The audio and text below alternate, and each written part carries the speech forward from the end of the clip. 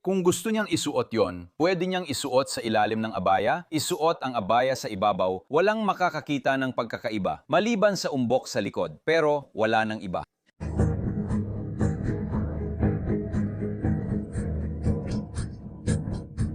Ang Scotland ay isang mapagparaya, mapayapa at inklusibong bansa. Napakahalaga na yon, lalo na't lumalala ang pagkakabaha-bahagi sa lipunan na suportahan ng komunidad anuman ang kanilang pananampalataya o paniniwala.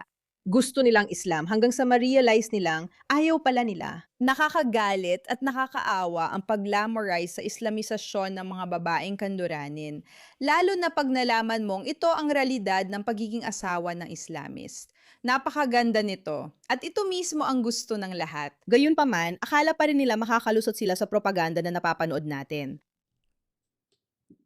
Nakakahiya na pinipilit nila ang mga ideolohiyang ito hanggang sa maintindihan nila ang tunay na ibig sabihin nito tulad ng babaeng ito na walang alam. Sinasabi niya dito, sawa na ako sa rasismo, hindi mararahas ang mga lalaking Muslim. Mas ligtas ako sa tabi ng Muslim na ito kaysa sa rasistang Aleman.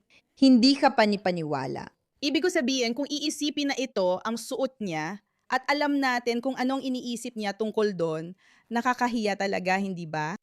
Na yon, ang dahilan lang kaya niya, iyon pinaniniwalaan, ay dahil hindi siya gumagamit ng backpack na, alam mo ba, hindi angkop para sa mga babaeng Islamista. Hindi ko papayagan ang sarili kong asawa na gawin yon. Dahil kapag sinuot niya yon, huhubugin nito ang kanyang mga balikat, likod, baka pati baywang, at baka humigpit pa ang abaya, kaya magiging halata rin ang kanyang dibdib. May tanong ako, kung tatanungin mo si Sheikh Asim Al-Hakim tungkol sa babaeng may backpack, ano sa tingin mo sagot niya? Heto siya, ipinipilit ang kalokohang ito. Pagod na ako sa rasismo. Hindi mararahas ang mga lalaking Muslim. Hindi sila mararahas. Maliban na lang kung ilusyonada ka, pero hindi ka nila papayagang magsuot nito, o ng backpack mo, o ng kahit ano pa. Magpipipilit sila ng mga walang kwenta at nakakalokang bagay na ganito. Ang backpack. Kung gusto niyang isuot ito, pwede niyang isuot sa ilalim ng abaya, tapos isuot ang abaya sa ibabaw. Walang makakakita ng pagkakaiba maliban sa umbok sa likod, pero wala nang iba. Huwag kayong mag-alala mga kaibigan, hindi namin gustong maging sexy at maganda ang mga babae namin o nakalabas ang dibdib nila. Gusto lang naming magmukha silang parang kamelyo. O mas tama mga kamelyo na nakabalot sa mga supot ng basura. Na yon, tungkol sa mga supot ng basura, isa pa itong fenomeno na nakikita ninyo. Lumabas ang mga babae sa kalsada para sabihing gumamit ng supot ng basura bilang takip. Sa tingin ko, mas maganda ang scarf. Sa tingin ko maganda ang malalaking damit, pero maganda lang sila para sa akin. Kung talagang gusto ng mga tao ang mga ito, panurin natin. Hinihiling niya na subukan isuot ang hijab sa unang beses. Nakangiti at masayang-masaya ang babae. Emosyonal ang tagpo. Halata naman, pansinin mo yon. Tingnan mo. Nakikita mo ba yon? Kita ang tiyan niya at sobrang hindi yon angkop. Sinusubukan naming ipaalala kung paano ka dapat maging. Heto na naman, nakangiti at masaya. Pero kita ang tiyan niya, lantad ang tiyan, pero masaya. Lahat sila gusto yon. Lahat sila gusto yon hanggang sa maintindihan nila kung ano talaga ang ibig sabihin nito. Magandang kasotang ito para sa espesyal na okasyon, pero hindi ito pang araw-araw. Alam nating totoo yan. Sige. Ngayon, gumagawa siya ng propaganda tungkol sa babaeng ito sa labas ng Prada na siguradong hindi naman nila pinapasuot ng ganito ang mga babae nila tapos sasabihing ang ganda-ganda. Huwag mag-alala, pwede ninyong isuot ang gusto ninyo. Ganito siya dati. Yak, lantad ang tiyan kadire at ganito na ang itsura niya pagkatapos. Ngayon, hindi ko alam kung napansin ninyo ito pero nakikita niyo ba yung maliit na krus sa leeg niya? Nagtataka ako kung yun ang dahilan kung bakit siya ang pinili ng babaeng ito. Bago at pagkatapos. Tingnan mo itong masaya, nakangiti at magandang babae. Yakap! Ang saya-saya. Lahat gustong magsuot ng mga ganitong bagay. Tapos, ito na ang meron ka. Sa tingin ng lalaki, hindi sapat ang hijab sa pagkamahinhin, kaya nagdadala siya ng niqab sa bulsa at binibigay ito sa mga babae para takpan ang kanilang mukha. Malinaw na hindi sapat ang babaeng nakangiti. Gusto pa natin ng higit pa.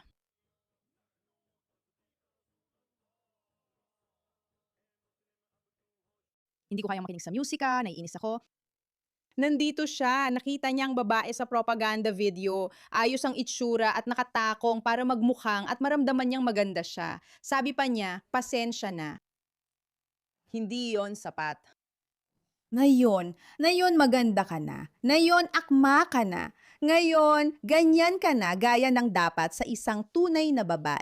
At para sa akin, ang katotohanang ipinipilit nila ng pamumuhay ng mga babae sa ilalim ng Islam ay maganda at kamangha-mangha ay isang krimen. Isa itong krimen. Malalaman natin kung gaano ito kasama mamaya. Pero panuurin muna natin ito dahil sobrang nakakainis para sa akin. Itong mga ganitong pangyayari kung saan may politiko at mga babae na nagsasabing mahal nila ang bagay na ito. Magbalot tayo ng scarf na hindi naman alam isuot para lang ipakitang maganda ito. Para sa akin, pambabastos ito sa mga babae saan man. Ang Scotland ay isang mapagparaya, mapayapa at inklusibong bansa. Kaya mahalaga ngayon, lalo na dahil sa pagkakabaha-bahagi sa lipunan, na suportahan natin ang mga komunidad ng iba't ibang pananampalataya at paniniwala para mapanatili ang mapayapang lipunan. Nakikiisa ang pamahalaan ng Scotland sa ating mga komunidad ng pananampalataya. Ang katotohanan, hindi siya makalabas na nakalugay ang kanyang buhok gaya ng nakasanayan niyang pananamit ay isang bagay na handa niyang palampasin dahil tinakpan niya ang sarili niya kahit hindi maayos ng kung anong uri ng panyo sa ulo. Sa totoo lang, parang pinantitripan lang ako ng asawa ko kapag tinatakpan niya ang mukha niya ng scarf. Hindi ito mukhang suot ng isang taong sanay na magsuot nito. Pero hindi niya babanggitin ang katotohanan, hindi naman talaga siya makakadalo sa seremonyang ito at makakapagsalita sa panel kasama ang mga lalaki kung hindi siya nakatakip. Hindi niya pag-uusapan ang tungkol sa mga kalayaang yon. Ang pag-uusapan lang niya ay ang pagiging inclusive. Ngayon, ramdam natin ang tumitinding diskriminasyon at hindi pagtanggap. Mahalaga ang mga bisitang ganito para ipakita ng mga ministro ang suporta sa ating mga komunidad ng pananampalataya, lalo na ang pagkakaisa at kapayapaan. Nakakainip, pero halatang mapapansin mo na hindi niya kailangan magsuot ng takip sa ulo. Walang nakapansin sa kanya o napansin siya. Nagkakaesa at namumuhay ng payapa ang ating mga komunidad ng pananampalataya. Nakakainip. Pinipilit ng mga gobyerno ang katawa-tawang ideolohiya. Alamin natin ang totoong nangyayari. Para sa mga kababaihan, mas malala pa ang Islam kaysa sa habang buhay na pagkakakulong. Malinaw natin itong nakikita sa Afghanistan, Iran, sa bawat lipo ng Islamiko, kung saan maaring mawala sa babae ang kalayaan, kaligtasan at maging buhay. Sa Afghanistan, pinahihintulutan ng batas ng Taliban na bugbugin ng lalaki ang asawa basta't hindi mababali ang mga buto nito. Ang bait nila, di ba? Nakakapagpaalala ng ganitong pagpaparaya. Tingnan mo kung gaano kami katolerante. Huwag kang mag-alala, bubugbugin ka lang nila pero hindi babaliin ang buto mo. Ito ang malupit na realidad para sa milyon-milyong kababaihan na nabubuhay sa ilalim ng isang kulto ng kamatayan na tinatawag na Islam. Gusto kong makita ang mga makakaliwang liberal na feminista na nagpoprotesta laban sa totoong pang-aapi sa kababaihan. Sa kasamaang palad, hindi mangyayari yon. Dahil hindi mo pwedeng sabay ipakita ang sarili bilang tagapagtanggol ng karapatan ng kababaihan at sumuporta sa mga pulisiyang nagdadala ng ganitong ideolohiya sa Europa. Kita mo, ganitong politiko ang kailangan mo. Eto si MP Sebastian. Hindi ko talaga mabigkas apelido mo. Pasensya na. Pero ganitong klase ng mga MP ang kailangan ninyo, hindi yung mga walang kwentang nagpapanggap na ayos lang ang lahat. Sabi ko sa inyo, titingnan natin kung ano talaga ang nangyayari sa mga kababaihan. Tingnan natin. Malalaman ninyo kung sino ang umalis sa relihiyon. Parang malaki na ang impluensya sa'yo ng kanduraning kultura. Bilang resulta, naranasan mo ba? O naranasan mo na bang maharas? Linawin lang natin, maraming babae ang nagsusulong na mabuting bagay ito. Tingnan mo kung gaano kaganda, tingnan mo kung gaano ito kahanga-hanga. At pagkatapos, mayroon kang mga totoong matatapang na babae na iniwan na ito at napagtanto nilang maaari silang magsalita. At ito ang ginagawa ng babaeng ito. Matapang at bayani siya, kamangha-mangha at tunay na nagmamalasakit sa mga babae. Hindi lang siya nagpapanggap o nagpapakitang tao para magmukhang nagmamalasakit siya sa mga babae habang hinahayaan pa rin silang bugbugin. Nakaranas ka na ba ng hindi angkop na pag-uugali?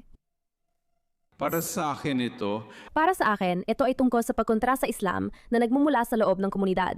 Ang ugali ay parang gagawin na lang lahat para patahimikin ka o pigilin ka magsalita tungkol sa mga mali na komunidad o relihiyon. Kaya noong una, naranasan ko rin ang halos parehong pantrato, pasensya na sa pagsasabi nito, pero katulad ng kung paano nila tratuhin ang isang hindi Muslim na babae, gaya ng sinasabi mo. Mas naging karaniwan ang mga malaswang pagbabanta dahil hindi na ako kabilang, kaya di na ako kailangang igalang o protektahan.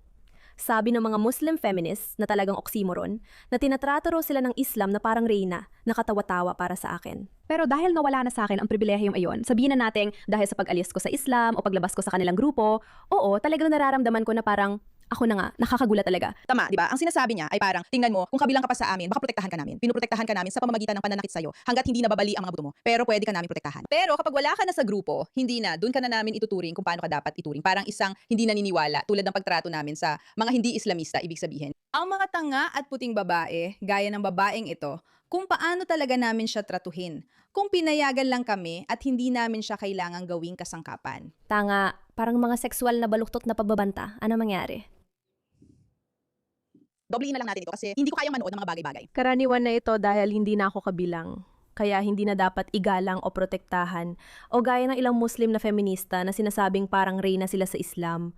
Nakatawa-tawa naman. Pero ang katotohanan na nawala na sa akin ang pribilehiyong iyon na yon, sabihin na natin dahil iniwan ko ang Islam o lumabas ako sa samahan. Oo, talagang nararamdaman ko na parang laro lang ako, katulad ng iba, pasensya na, katulad ng mga hindi Muslim na babae. Maliban na lang kung babalik ako sa Islam. Palagi ako nakakatanggap ng masasamang komento tulad ng rerapin kita at ibabalik kita sa Islam. Pasensya na, pwede ko bang banggitin ang salitang R? Sige, kaya tungkol doon, tulad ng re-rapin kita or papakasalan kita at magiging ikaapat kitang asawa at ibabalik kita. Lagi may kondisyon na gagawan ka ng karahasan para ibalik ka sa grupo na para hindi ka pwedeng mawalan ng kontrol. Oo, ganito rin ang pag-iisip na pinapalaganap nila laban sa mga hindi Muslim na babae. Maganda ito, kahanga-hanga. Hindi, huwag kang mag-alala. Gagahasain ka namin at baka maalala mo dapat kang bumalik sa amin dahil iyon ang ginagawa namin. Napakaganda talaga. Kung gusto mo maghahasa, sumama ka sa amin. Kung ayaw mo maghahasa, sumama ka pa rin sa amin dahil sisiguraduhin naming matutunan mong magustuhan ito. Nakakadire, nakakasuka. At sa totoo lang, nakakahiya ito para sa kahit sinong babae dyan, kahit sinong MP, kahit sinong babae na iniisip na maari nilang ipilit ang ideolohiyang ito sa ibang babae. Mga email nang hindi talaga ipinapakita kung ano ang napanood natin sa simula ng video na ito. Na ang lahat ng ginagawa nila, ang tanging interes nila ay controlling ka, supiling ka, saktan ka. At ang katotohanang may mga tao pa rin na literal na itinutulak ito ay katawa-tawa talagang at lubos na kabaliwan. Salamat sa inyong atensyon dito sa